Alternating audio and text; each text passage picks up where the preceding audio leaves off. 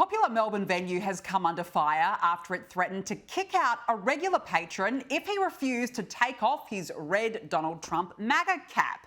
Ange Notta says he was told by management at the Captain Baxter that he was inciting political trouble, would you believe? And I'm pleased to say Ange Notta joins me now. Ange, look, first off the bat, I've got to say, power to you, you're still rocking your MAGA hat today.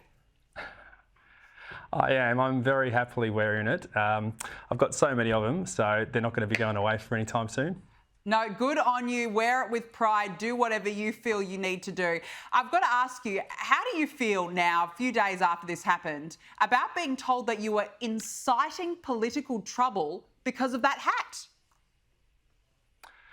Still embarrassed. It's far from the truth. I was definitely not there to incite any political trouble. I've worn the hat there 4 times in a row. There's more of a chance of me inciting trouble wearing my my Carlton Football Club hat in the Collingwood cheer squad. So to be told that I was going to incite trouble at a pub is just ridiculous. And you know, I've got to ask, what if you were wearing a hat that said Kamala Harris or Free Palestine, for example? Do you think that the same rules would apply there? I think I would have been given a round of drinks, but if anyone's got a Biden or a Kamala hat, I'm more than happy to wear it for about half an hour and try myself back at the same venue again and see what happens. But I can pretty much say it did have that vibe where if I was wearing that hat, nothing would have been raised at all.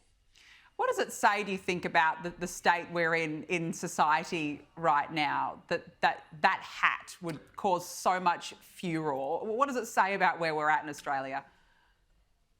I'm actually concerning because I've been wearing this hat for the last 8 months. No one's actually said anything at all the whole time I've been wearing it. I am a Donald Trump supporter as well, so I wear it proudly. But in the last 2-3 days, I've been getting a lot more attention, and a lot of it is positive, which is good. But it just makes you wonder when is things going to start levelling up. We're quite exhausted, sort of bowing down to a minority at the moment, and I think things just need to change slightly a bit better.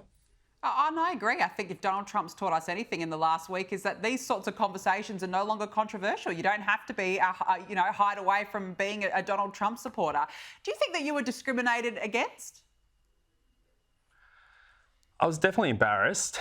In terms of discrimination, well, that's something I'm seeking advice in because it was just very surprising that it's a venue I go to very often. I'm known there by staff and security, and as I said, I've worn the hat there for 4 weekends in a row, and nothing was ever mentioned. And then all of a sudden on Sunday, it was brought up to me that I had to leave if I didn't take the hat off, and I did take the hat off and carried on with the day.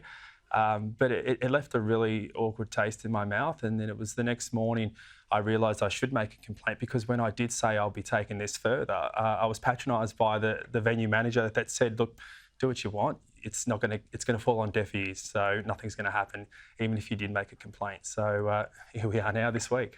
Unbelievable. Well, you're a proud Donald Trump supporter, and as I said, it's really great to see that you're still rocking that hat. You're staying true to yourself, as you should be. You shouldn't be embarrassed to wear a MAGA hat, for goodness sake. It's 2025. I think people need to loosen up. The world needs to loosen up, Ange. I'm sure you would agree there.